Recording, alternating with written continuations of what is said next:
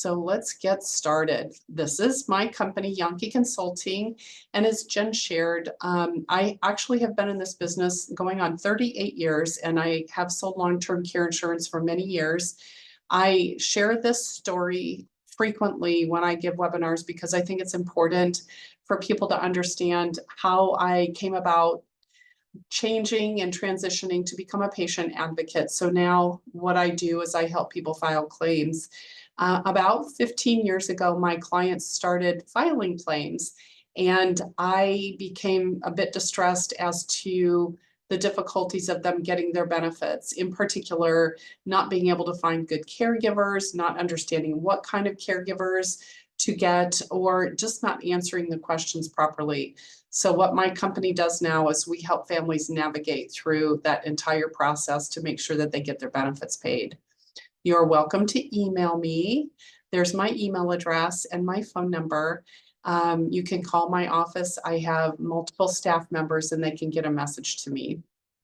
The other thing I would like to suggest is if you do have questions about your rate increase and you don't want to ask online, during this presentation, you're welcome to email me and attach your schedule page and the letter describing the rate increase and your options to me. And I will be happy to get back with you and give you some thoughts on that. And I do not charge for that. So, all right. My company, Jahnke Consulting, is focused in 3 areas. We feel very important that it is very important that we educate people on what they have. Most people buy these policies and they put them in a file and they can't even remember what it is that they have. And so by the time they're ready to file a claim, everything is very confused. And a lot of times people that are ready to file a claim aren't even filing it themselves. If they have a policy, it's a family member. So one of the reasons I do this educational workshop is because I want you to know what you have and help you understand your benefits. Secondly, I advocate for people. I think that everybody needs advocates, even people that have wonderful families and a great support system. Those family members are great because they probably advocate for their loved ones. And then the last thing we do is we just help people navigate through the claim process, through rate increases. I was just sharing with one of my office staff members yesterday that I take so many phone calls from people that literally have no idea what they have because they've purchased their insurance so many years ago. And I was telling them that I really do enjoy getting on the phone with people and just talking to them for 10 or 15 minutes, literally talking them off the cliff and giving them information just very quickly to calm them down, to help them understand what they have. And we were talking about how rare that is, that you can actually call someone who you just need to ask a question. You have a quick question without getting charged for that. Now, keep in mind, I can't have a long engagement with someone over and over again. But we really strive in my company to just help people understand very quickly about the type of questions that they continue to have about their long-term care insurance, because this is a very important thing that you have. So the first thing, and some of you don't have it, maybe some of you are interested in buying long-term care insurance. So let me just tell you real quick, long-term care in general means, this is a definition from the National Institute on Aging, but in general, it means that someone who is in the community, typically in their home environment, who needs assistance with their activities of daily living, such as showering or dressing. More often, though, people kind of ramp up to needing that type of care, and they start needing services with transportation because they stop driving. They're having difficulties with their medication, and technology is a huge problem for people because everything now is order online. And so long-term care services can also mean keeping somebody in their house safely, so supporting them with everything that they need, such as lawn, somebody taking care of their lawn or cleaning their house, making sure that they're not falling, keeping an eye on their safety. So long-term care for an older person means that they are receiving services from possibly multiple entities to help them remain safe in their home. Now, who are caregivers providing care for? As you can see, 41% of caregivers are providing care for their parents, and then 18% are providing care for their spouses. One thing I want to talk to you about in this is adding these two together. Look at that amount. Over 60% sometimes looks like this. The husband and the wife are aging together. They've been married for 60, 70 years. One of them needs care. The other spouse is looking after them, but barely being able to do that themselves. And then the caregiver in general is an adult child. We see that a lot. I myself am in somewhat of that situation. I have shared this in previous webinars that most recently my husband and I moved my parents in to live with us about a year ago. We moved them from Iowa. We were building an ADU on our property so that they could be close to us. And so over the last 16 months, I thought I knew a lot about this type of thing, but I know a heck of a lot more about it now because I am indeed in these statistics. Now, the number of people in the adult population providing care and working, which includes someone like myself, has increased from 1 in 7 to 1 in 5 today. So why I'm pointing that out is because a lot of times people will buy long-term care insurance because either they don't have an adult child or they don't have a family member that they believe would be able to step in to provide services for them if they needed help, or they do have children, adult children, and they just simply don't want to have that as an option. So when you're thinking about your long-term care planning, this is a huge question mark. And I tell people the first line of defense in any long-term care planning is going to be your family, whether it's going to be a spouse or a domestic partner. And then the third would be an adult child. Now, if none of those opportunities are present, then the odds of you needing to hire care and pay for it sooner and pay more for that care is great, which is why long-term care insurance can be very important. Okay, where is care provided? So care is provided, and I'm starting with a skilled nursing facility, but understand most people who actually need long-term skilled care in a skilled nursing facility are on Medi-Cal, which is Medicaid in many other states.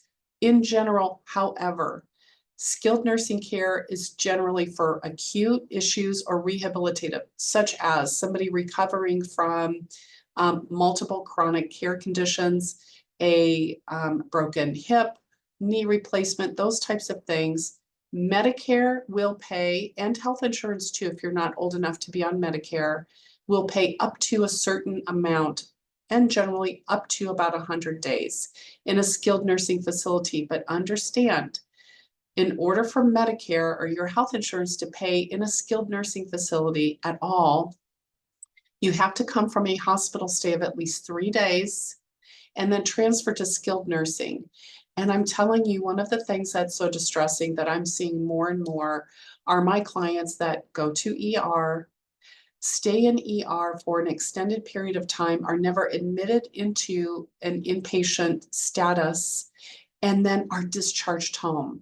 I've had this happen to a couple of my clients in the last month, and it's super distressing because as long as a person is in ER and they look like their acute situation is resolving, they will be discharged home. And a lot of times they're not safe to be discharged home, but because Medicare will not pay because they haven't been in the hospital for 3 days, they're in that weird in between.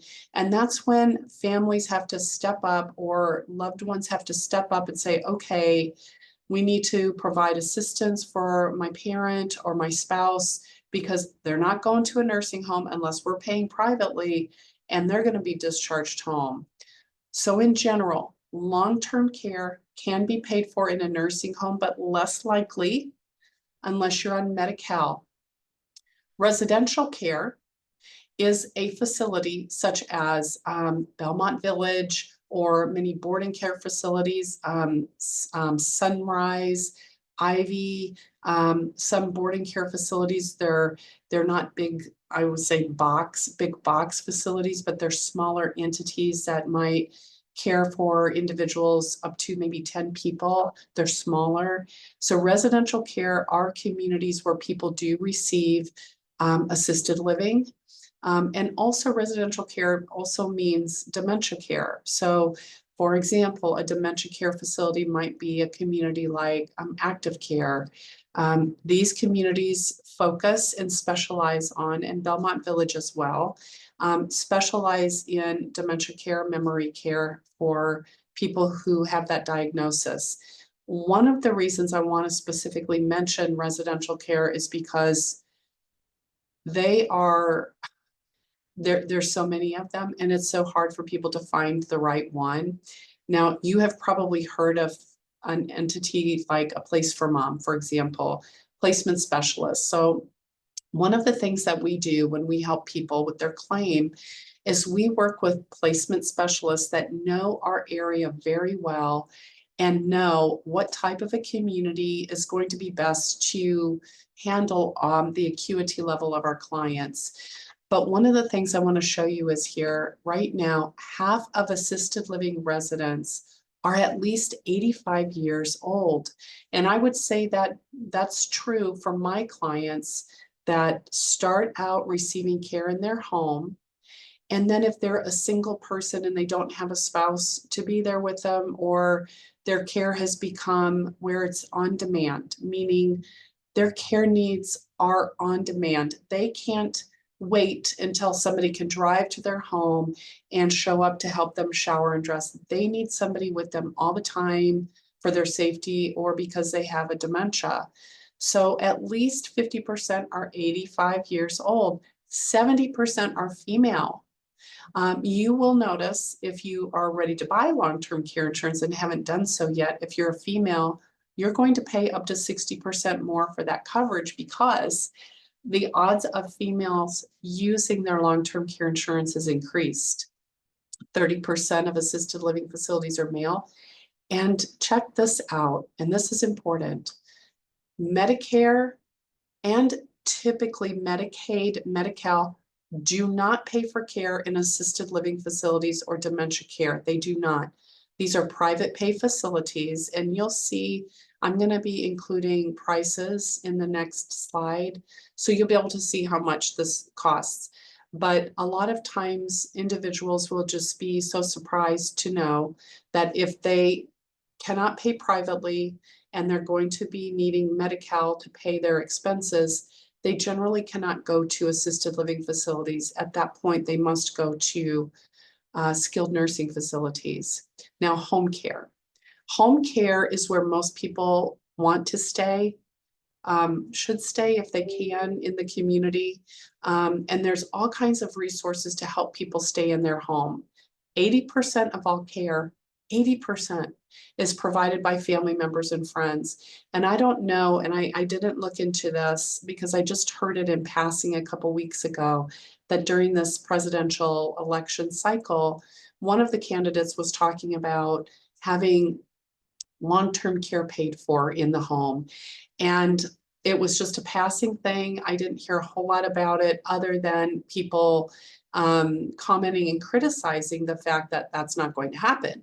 And one of the reasons why it probably will not ever happen in that the care provided in the home for long-term care will not be a benefit like a Medicare benefit is because of that statistic that 80% of care is provided by family members and friends. So can you imagine how much that would cost if all home care was covered by another Medicare, say Part E or F?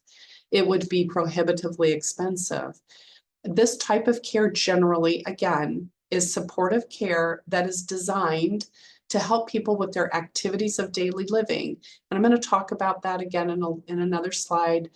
Activities of daily living and instrumental activities of daily living. Well, what the heck is that? What that means is the everyday things around your house that as you're doing it right now, you're totally taking for granted. that you're doing it right now, such as doing your dishes, doing your laundry, changing your sheets, going to the mailbox, taking out your trash, preparing a meal, setting up your medications, getting on the phone and arranging your doctor visits, getting in your car and driving to the doctor. All of these things are instrumental activities of daily living that start dropping off as people become dependent. So when individuals become a fall risk, for example, or they've had an event in their shower, or they have multiple falls and they're not walking like they should, they stop driving. They stop taking their trash out. They stop going to the mailbox and they start becoming very sedentary. Now, all of those things need to be done for them. Some programs like PACE here in San Diego is an excellent program. It's means tested, meaning there's an income level, but PACE, P-A-C-E, offers lots of services for older individuals to remain in their home, Meals on Wheels, aid and attendance benefits, VA. And again, I'm going to say, Medicare does not pay at all for that type of care. The only in-home care that is paid by the government would be something called in-home supportive services. And that is because an individual is already qualified for Medi-Cal. So all of the home care that people need in their home in general is private pay. And I'm going to share a little bit about how much this care costs right now. So the annual cost of care in 2023 to 2000, I wanted to push this out 30 years because I want you to see what you're looking at. A lot of times people will ask me, how much do you think I'm going to need to pay for my care 15, 20 years from now? And I pulled these numbers off of the Genworth Cost of Care website. They update it every year. They update it for every state. And I think it's fairly accurate. So let's start with the most expensive, so to speak, in a nursing home. Again, if you were paying for your care in a nursing home in 2023, on average, you're going to be spending $182,000 for a private room. In 2053, the same amount of care is projected to be about $442,000. The inflationary factor in these numbers is about 4%. Assisted living facilities right now, our clients in general are paying about I'd say between 76 and 100,000+ in assisted living facilities. Understand, if an individual has dementia and is in a very high acuity situation where they need everything done for them, they're going to be spending $12,000 to $15,000 a month for dementia care.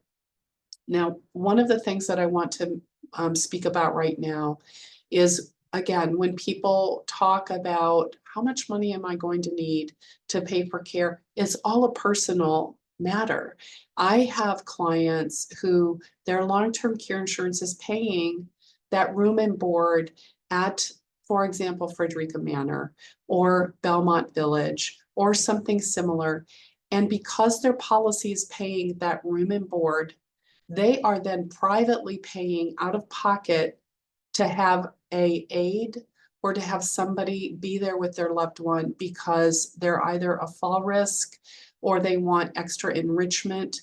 But there are some cases where these numbers are low, depending on the diagnosis and the care needs of an individual. Home care right now, on average, and this number annually is a measure of someone who is receiving between 5 to 8 hours of care per day. And that is coming in at about $82,000 a year. Now we have many clients that are on claim who are not paying that kind of money per month for care because they have spouses and adult children or another loved one who is filling in the gaps. and maybe they're getting supportive services every other day, and they're not getting care 7 days a week, and they're not having someone with them 5 to 8 hours a day. That's fairly common. So our clients are paying anywhere from $3 to all the way up to $30,000 a month. Yes, I said $30,000 a month for home care. Who would pay $30,000 a month for home care? Well, somebody who needs 24-hour care. And I'm going to go back to my example previously when I said I had a client most recently who she fell and fractured. She got a compound fracture of her vertebrae. Can you imagine? Excruciating pain, clearly could not stay home. In the emergency, they knew what was happening with her, but they couldn't send her to skilled nursing because she wasn't going to be able to do any kind of therapy because of the pain. So they were discharging her home. If you can imagine, she lived by herself. So her daughter called me and said, well, I think what we're going to do is for the next 2 weeks, just to get, this situation under control, so we're just going to staff 24/7. So we brought in a home care agency. It was a crisis situation, but they were shocked when they calmed down and realized how much money. It was about $900 a day for 24/7 care. And that is typical if you go through a home care agency because of overtime costs. A home care agency in general right now may charge anywhere from $40 to $60 an hour, depending on the hours that you want to staff, where you live, and what's going on with you. So home care can be kind of a moving target.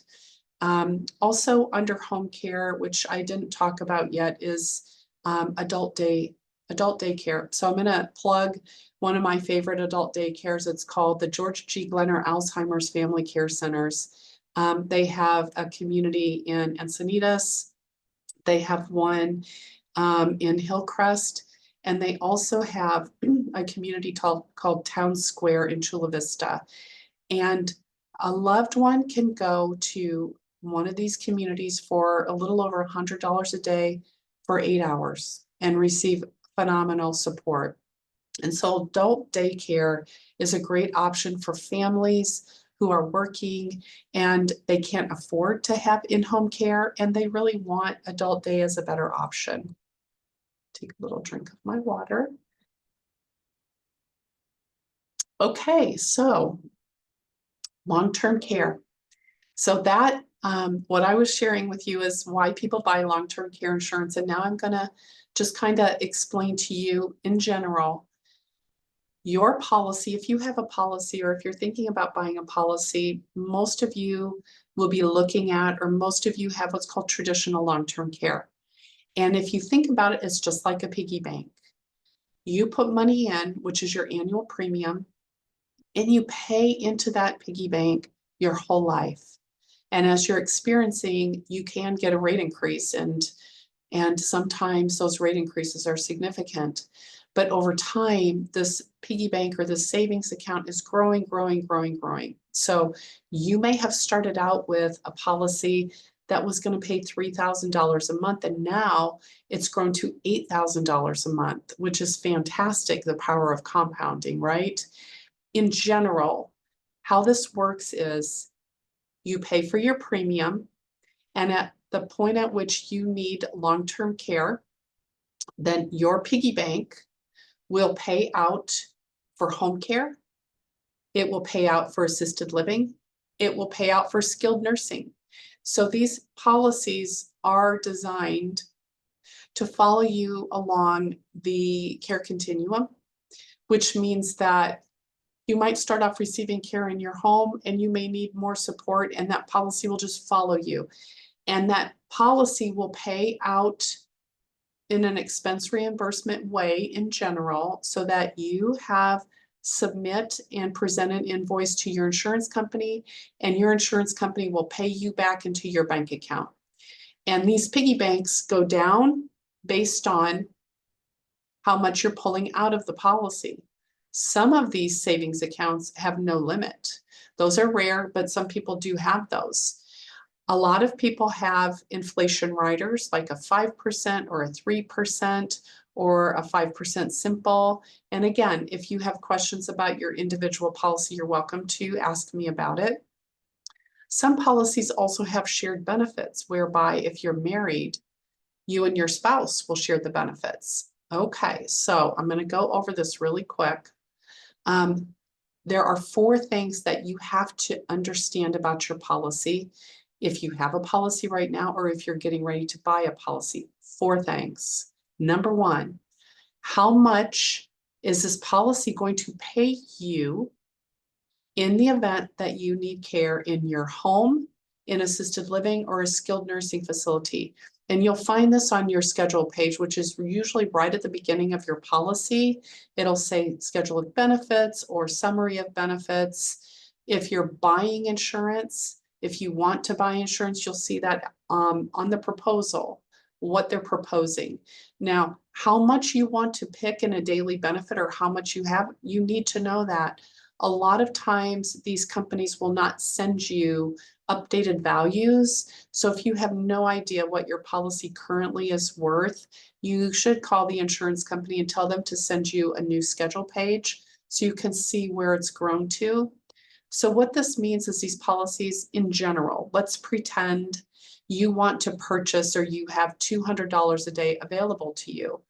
Well, it's important to know that because then you can budget for your services. If you're finding that you need home care, you know you've got $200 a day, and so you hire your home care provider because you get to pick who you want to provide your care, which is fantastic. And then you can budget based on what your policy is going to pay. And again, these policies will pay at home, in assisted living, or in a skilled nursing facility. If you have CalPERS, odds are your policy will pay more in a skilled nursing, and 50% of that skilled nursing amount they will pay you at home or in assisted living. Okay. Benefit maximum is another important thing to know. And all that is the value of your piggy bank. Now, if you have long-term care insurance or you're buying long-term care insurance, you're going to look at it as a year. So for example, let's say I'm going to buy long-term care insurance and I ask my broker, about how long am I going to need care for? I would say, based on statistics, you should buy a policy or have coverage that will last from 3 to 5 years. Okay, so you take that number, that 5 years, for example, and you multiply it times the daily amount that you're purchasing, okay? And that number that you come up with is your piggy bank value in today's dollars. And so you may have a 3-year, a 4-year, a 5-year. Understand, when you file a claim, the clock does not start ticking. When you file a claim, whatever amount you're pulling out of your savings piggy bank means that your maximum is going to go down. So your policy benefits could last a really long time if you're only pulling out a small amount per month. So your benefit maximum is the dollar amount of your savings account. The next thing, so remember I said there's 4 things that you need to understand about your policy. The next thing, this is very important, your elimination, it's called deductible, it's called the waiting period. Every company generally calls it one of those things. And what that means is, how long are you going to have to wait before this policy starts paying you? Most people will have a 90, 100, 60, or 30-day deductible. That means that you have to have care in place, claim approved, for that many days. And then at that point, the insurance will start paying your benefits. And I will talk to you individually about your particular waiting period because some are looked at differently. For example, CalPERS, if you have CalPERS, is a 90-day calendar waiting period. So if you start off receiving care in rehab because you have a fracture, that's the stake in the ground with CalPERS, and just 90 days forward in the calendar, you will have met your deductible. Other policies, such as maybe CNA, Genworth sometimes, or MetLife, Allianz, you have to have 90 service days. So you can imagine those two things are very different. One, you don't have to spend a lot of money necessarily, you just have to go 90 days. The other, you actually have to pay for care for 90 days. So why is that important? It's important because you need to know from a budget perspective, what are you going to be out of pocket, for example, before this thing starts paying? And then the last one, the last benefit that you need to know or have is, what is your inflation rider? The inflation riders on these policies are so important. I bought my long-term care insurance when I was 35 and I just turned 60. And my policy has been growing at a 5% compounded inflation rider for all of these years. It's incredible to think that this little policy that I started with is now worth so much more. And it's wonderful. A lot of times these rate increases, when people get rate increases, they will be offered to reduce their inflation rider. And I will talk to you about that if you get that kind of a letter, because it's important to understand how will that impact your benefits. Okay. All right, now, who can provide care? I have to tell you, one of the most frustrating things that I run into is we will get phone calls in my office from people saying my benefits were denied. And the longer I talk to them, it's something like, I hired my neighbor and I just paid them, and the insurance company isn't approving them. And so now I've lost all of that, those care days, and I can't be reimbursed. And I say, yes, gosh, I wish you had known that your policy will only pay for a professional home care provider, like a home care agency or something like that. Now, if you bought your policy in California, and if you buy a policy in California, our policies are such that you actually can hire anybody as long as they're not a family member. That's a good thing, and that can be a bad thing. But in general, most of these policies require that you go through a professional home care agency. And these policies will pay for physical therapy, occupational therapy. A lot of our clients that are on claim, we try and scaffold their care at home. And by that, I mean this. We have a home care agency coming in to deal with their household needs and their personal needs, like shower, dressing, transportation. And then we recommend another layer of personal trainer, balance expert, kinesiotherapists, so that these professionals can come in and be working on the strengthening side of our clients to make sure that their stability is improving. You can do that. You can have multiple care providers. And if you've got the benefit, the daily benefit to pay, the insurance will pay for that. Anything that keeps you safe in your home, that is associated with your need for help with your activities of daily living, these insurance companies are designed in general to pay for that. But again, family members are not allowed. Certainly family members provide most care, but they cannot be reimbursed by your policy. Also, care provided in a facility, as I had talked before, all of these policies now pay in 3 areas, either in the community, in your home, in an assisted living facility or dementia care, or in a skilled nursing facility. And then this little thing down here is very important. How do you know to get your money? What has to happen to you in order for you to file a claim to be eligible for benefits? All of these policies have what's called chronically ill definitions. And in general, I'm going to give you the definition that's pretty typical. The definition of chronically ill means one of 2 things. One, that you need help, support, hands-on or standby assistance at arm's length to complete your activity of daily living, such as bathing, dressing, transferring, continence care, toileting, or eating. So if you need standby support for just 2 of those items for safety, then you're chronically ill. That's one way. Then the second way to actually file is called a cognitive impairment trigger. So it's one of those, physical, functional, or cognitive. Now, the cognitive impairment trigger in these policies is a very high bar. It means that even though you might feel like you're slipping, or that you're not remembering like you used to, or you've stopped driving, or your family is helping you with medication, but in general, you're home by yourself most of the day, or you don't have care for the majority of the day, you're not considered severe enough in order to file a claim. This is where a lot of people run into snags.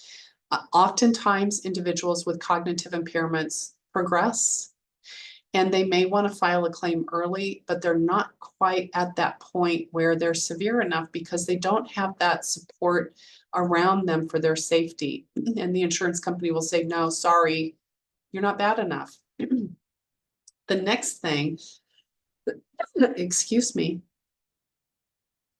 that I want to talk to you about are providers. Any provider that you pick to help you needs to be professional and vetted.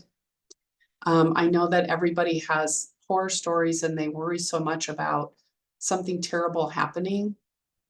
In my experience, and again, I've been in this business for many years, the majority of home care agencies in our area are fantastic. Okay, I'm going to check the chat. Excuse me. If any of you have questions, go ahead and type in the little chat box. I've just pulled it up. And I'm going to keep an eye on it because we have about 20 minutes left if my voice is going to last. Excuse me. Okay, I'm going to skip ahead without the claims. Now, what I will say to you is, if any of you on this call right now have tried to file a claim and you've not been successful, or you think you might be filing a claim, just call me or email me. We will walk you through and I will ask you questions. I will look at your policy just to see where things are at. What I tell people is, do not just call the insurance company and report your claim without support. The reason I tell people that is because when you call the insurance company, everything you say is recorded and they are vetting you to see if you're eligible. And a lot of our clients don't even realize that it's kind of like an interview. And a lot of times they don't answer the questions properly and the claim doesn't even get out the chute. So slow it down, ask for help. The next thing is you need to understand what you have. Because if you don't understand what you have in benefits, for example, like I talked about earlier, that your policy doesn't allow you to hire an independent caregiver, but you have an independent caregiver. Stop, slow down, know if your policy is going to pay for that type of caregiver. And if not, change that and get someone who will be approved. And then the next thing is be able to demonstrate to the insurance adjuster, which is actually going to be a nurse to look at you. You have to show them why you need care. When I say care, I mean support. I mean, it's kind of to say I need care. A lot of my clients are not getting care as people think of care. They're getting support. They're being equipped in their home to remain in their home safely. But you have to show the nurse and you have to be able to report that to the insurance company in a way that is convincing to them. And I know that sounds terrible, but that's actually what you have to do. You have to be able to tell your story to the claims analyst by way of clinical documentation and the nursing assessment. And if you cannot do that, your family member should help you do that. And when I say if you cannot do that, I say that because a lot of times people just aren't aware of what they're not able to do safely anymore. They take risks and they're just not thinking like they used to be thinking. And so it's very important for you to be in touch, if you can be, as best as you can, with what's happening with yourself and why you think you need supportive care. Now, I put this in here and I say, we want promises kept as much as you do. Insurance companies, by and large, are great entities to hate on, because what a pain, right? However, I believe that most of these staff, the people, the customer service people that we work with at these insurance companies truly want to help. The problem is, because of the demographic and because people are not well, when they're filing claims, sometimes the communication is not good and the other end of the phone in the insurance company can't keep their promise to you. And we don't like that. And so it's important for us to be able to educate our clients and anybody who's buying long-term care insurance to kind of like give them the answers to the test, sort of give them the Cliff Note version of what's going to happen so that they can be prepared and so that they can actually participate with the program. So what I mean by that is we do policy review. So again, I've expressed this to you. If you have questions about your claim, we can help you with that. We will talk to your insurance company for you. I have a medical records department in my company. My staff orders medical records because we want to see the proof. We want to see what's going on with our clients clinically so we can report that to the carrier. We do all of the billing for our clients. So when our folks have home care, we are sending in all of the billing. We want to see what our clients are paying, because when they get paid by the insurance company, we'll want to see that it's correct. And then, of course, we do troubleshooting always, because there's always something to troubleshoot for. So what I'm going to do now is I'm going to stop sharing, and I'm going to pull everybody back up again. And let's